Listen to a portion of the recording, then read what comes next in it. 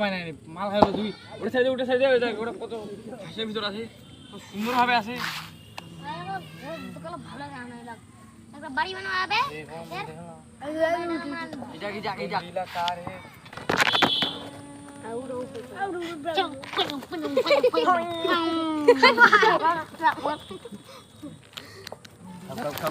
শুটটা ভালো আছে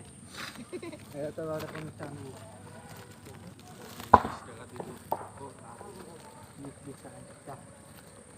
কি কইব আর বড় বড় চেঙ্গালা দিদি না দিয়া টাকা লে আমার ডাঙ্গাটা ছলা এরকম